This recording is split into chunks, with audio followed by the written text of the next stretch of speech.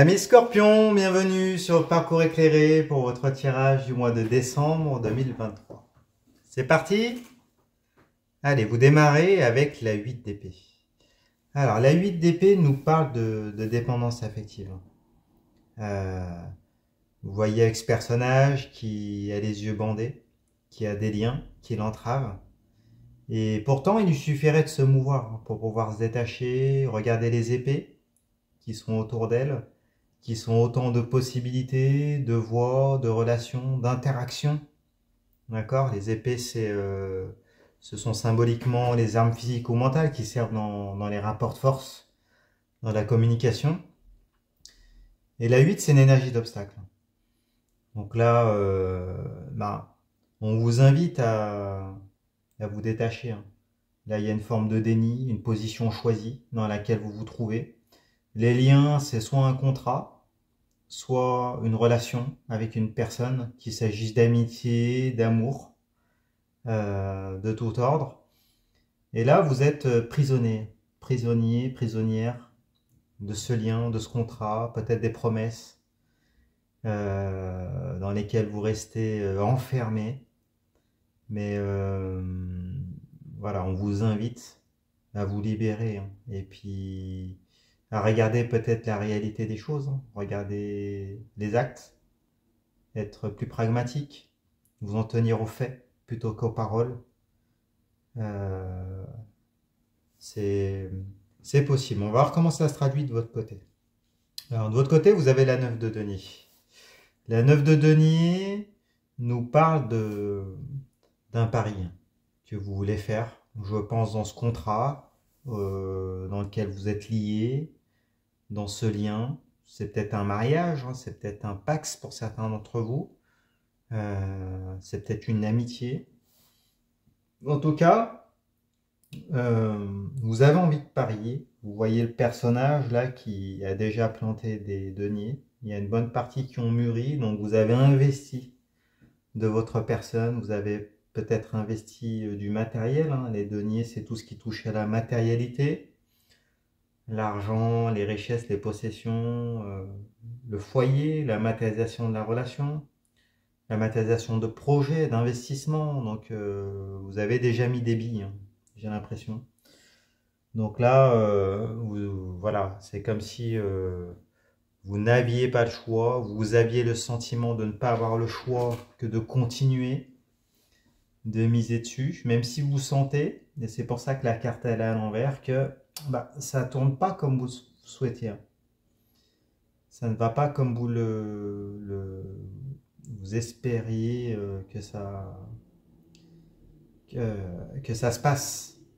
D'accord? Il y a quelque chose, il y a des peurs, et puis bon, vous enfermez quand même, vous persistez, mais tout en sachant que bon, c'est risqué, et puis il y a une problématique. Bon, on va regarder en face, justement, quelle est cette problématique avec cette personne, avec ses énergies environnantes. Alors, il y a la carte des amoureux. Bon.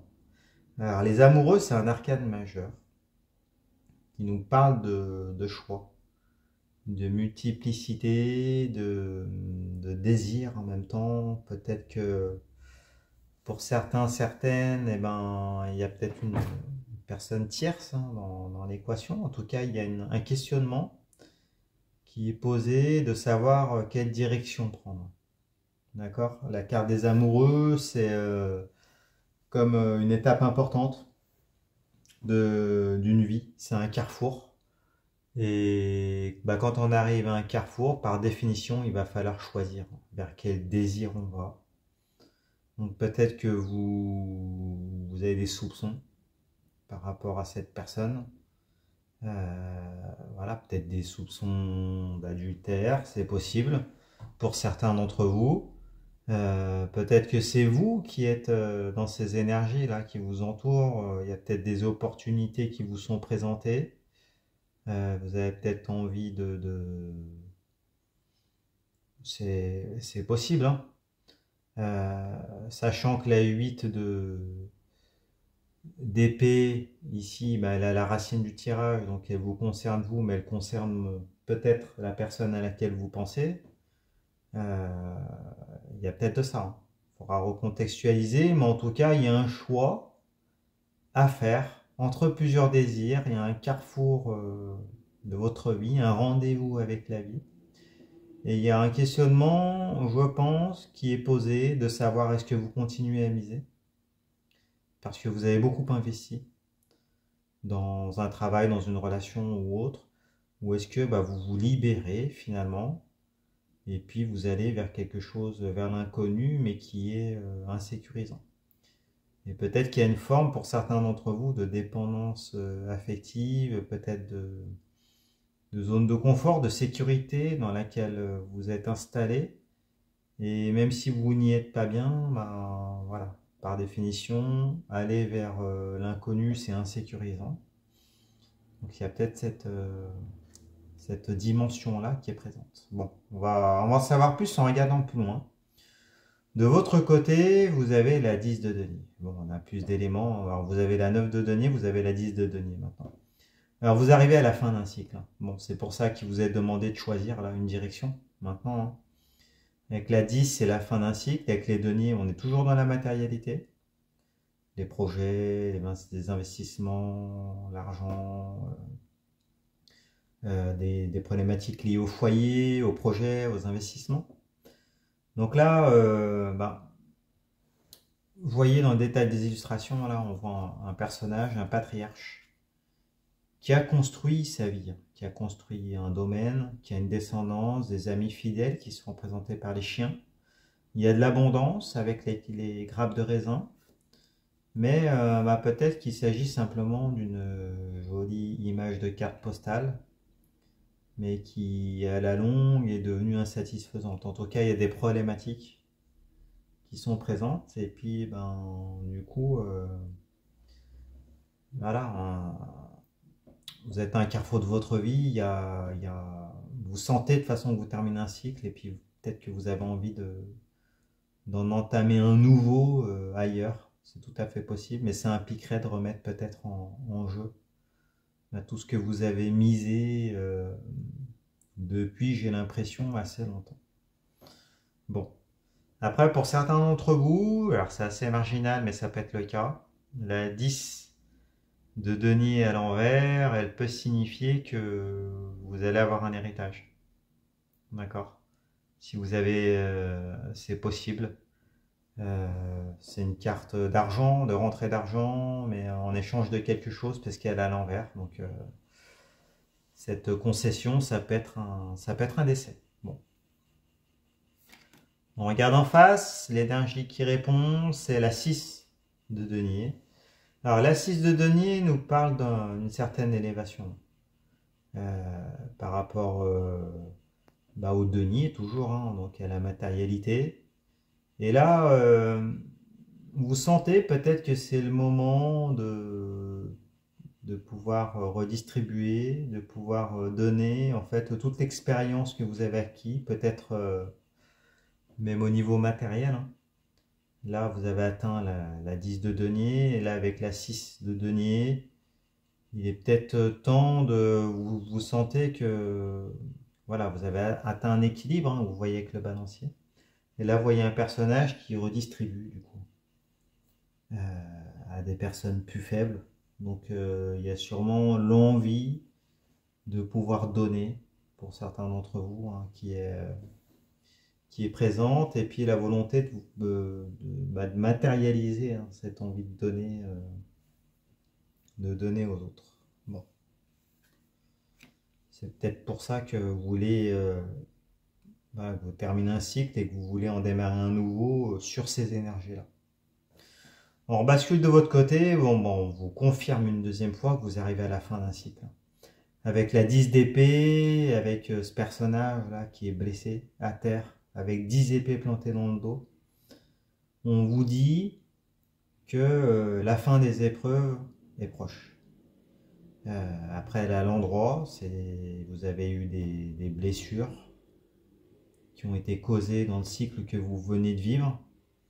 Et donc là, il faudra vous relever, hein, de ces blessures. Et puis guérir. Et là, semble-t-il qu'il y ait un nouveau cycle qui démarre avec justement l'opportunité de pouvoir guérir ces blessures-là, de pouvoir les purger, comment on pourrait dire, les transcender, les guérir et puis entamer un cycle tout nouveau du coup. Bon, il y a peut-être eu des trahisons dans le cycle que vous venez de vivre. Il y a peut-être voilà, de la dépendance, du déni, des choses que vous n'avez pas voulu voir, mais là, du coup, qui sont de plus en plus, vous ne pouvez plus. J'ai l'impression ne plus voir en fait la réalité des choses, hein. Et là, vous avez envie de bouger. Bon.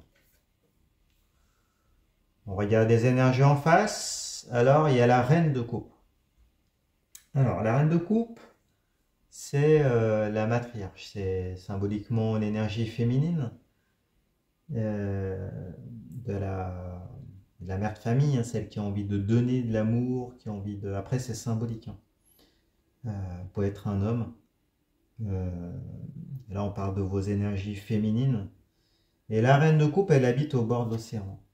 Et elle est capable de donner autant d'amour qu'il y a d'eau dans l'océan en remplissant sa coupe, hein, qui est le réceptacle des émotions, les sentiments, l'amour, l'amitié, la fraternité, tout ce qui touche aux émotions, tout ce qui touche à votre cœur.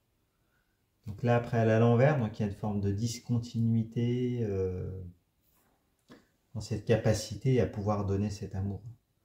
Donc peut-être que vous voulez démarrer un nouveau cycle pour être capable de pouvoir aimer comme vous avez envie d'aimer, de pouvoir donner comme vous avez envie de donner. Finalement, peut-être avec une autre personne, pour certains d'entre vous, hein, qui serait peut-être plus émotionnellement compatible avec vous. Bon, en tout cas, il y a un questionnement là, par rapport à l'amour, à la capacité de donner cet amour. Et s'il s'agit d'un travail, d'une passion ou tout autre, on voit que voilà, il y a une condition émotionnelle, émotive, relationnelle qui est présente et qui occupe quand même une grande partie qui peut conditionner votre vie professionnelle ou vos investissements de manière générale. Bon. On va voir comment ça se termine. Tout ça en regardant la fin du tirage. Alors vous avez le chariot, arcane majeur en position inversée. Alors le chariot nous dit attention. Enfin, elle vous dit attention. Elle vous dit que si vous persistez dans le déni, là, dans la 8 d'épée que vous aviez à la racine du tirage, vous allez aller au burn-out. Vous allez aller à l'accident. Le chariot à l'envers, c'est en fait celui qui essaye de faire converger les deux sphinx dans la même direction, donc vers des désirs communs, qui essaye de tenir une relation, un contrat, pour que les deux parties puissent du coup aller dans la même direction. Mais là, comme elle est à l'envers, eh ben, le conducteur du chariot, il a toutes les peines à pouvoir les maintenir. D'accord? C'est comme si les deux sphinx allaient dans deux directions opposées et que ça devenait très difficile de pouvoir les garder en position parallèle, hein, pour pouvoir aller vers un but. Donc là, il y a de ça. Il y a aussi la peur pour certains d'entre vous de ne pas y arriver seul. Peut-être à contrario de perdre votre autonomie. C'est possible de perdre une indépendance, de perdre la maîtrise sur une relation, une interaction, sur un contrat, sur un lien. Bon, on vous dit attention, attention au burn-out, hein, il va falloir du coup prendre position. Et puis avec la carte des amoureux, là, même si vous savez que vous n'obtiendrez pas tout, hein, parce qu'elle est à l'envers, choisir c'est renoncer, il faudra quand même faire ce choix difficile pour pouvoir après vous épargner des pertes d'énergie inutiles. Bon, on regarde de votre côté. Bon, bonne nouvelle. Vous avez le valet de coupe. Alors, avec le valet de coupe, vous allez avoir, peut-être pour certains d'entre vous, vous allez rencontrer une nouvelle personne qui émotionnellement, affectivement, va vous toucher, qui va toucher votre cœur, qui va peut-être vous courtiser, vous faire des propositions. C'est possible.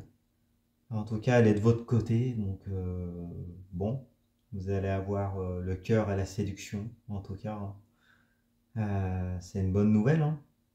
Le valet, c'est les propositions, des opportunités, des cadeaux, phase de séduction avec la coupe, qui est réceptacle des émotions, des sentiments, l'amour, l'amitié, la fraternité, tout ce qui touche votre cœur. Donc, bon, il va y avoir des opportunités. Et puis en face, dans les énergies autour de vous, et ben, la 8 de bâton. Alors, effectivement, vous allez beaucoup travailler. Ça va vous travailler. C'est peut-être pour ça que ça reste un valet, hein, parce que du coup, vous allez hésiter. Euh, Ça risque de vous submerger. Là, vous voyez une pluie de bâtons. Donc les bâtons, c'est les désirs. Les motivations sont vos flux énergétiques vitaux, ce qui vous anime, ce qui se consume, hein. Donc les motivations, la sexualité, par extension, ça peut concerner le travail, hein, passion. Vous voyez l'idée? C'est tout ce qui brûle à l'intérieur de vous, hein, qui vous anime. Donc là, c'est impactant. Une pluie de bâtons s'abat sur vous, peut-être de manière inattendue, hein. Peut-être qu'il y a un coup de foudre, justement, par rapport à une personne. Mais du coup, beaucoup de peur et d'hésitation bah, qui vous tombent dessus, hein. Là, c'est subi, c'est brutal, hein, j'ai l'impression. Et donc, ces bâtons-là, c'est comme s'ils allaient déstabiliser le conducteur du chariot, hein. C'est pour ça d'ailleurs qu'elle est à l'envers. Parce que du coup, là, c'est comme si, bah, hop, il y a cette pluie de bâtons-là qui s'abat sur les 5, qui part dans deux directions opposées. Vous ne savez plus où aller, c'est désordonné, enfin, vous voyez l'idée. Et donc là, bah, de toute façon, il faudra choisir. Au milieu de cette pluie de bâtons, faire un choix au milieu de la tempête. Sachant que c'est un choix qui est difficile, mais qui doit être fait, qui est nécessaire. Vous ne pouvez plus rester enfermé dans votre déni, hein, avec la 8 d'épée, vous le savez. Et puis, ben voilà, il y a plus qu'à maintenant, mais si vous persistez, vous courez au burn-out. Donc, allez, c'est le moment. Lancez-vous et puis prenez cette décision. Voilà, bon, bah dites-nous dans les commentaires comment ça se matérialise pour vous. Allez voir les autres tirages pour votre signe ascendant et vos signes lunaires, vous mélangez le tout. Vous aurez ainsi une lecture plus personnalisée. Si vous souhaitez me poser toutes vos questions, vous pouvez prendre une consultation. Vous allez sur mon site internet, leparcourséclairé.com. Je réponds à toutes vos questions de tout ordre. Et puis, bah écoutez, je vous remercie. Je vous dis à bientôt. Au revoir.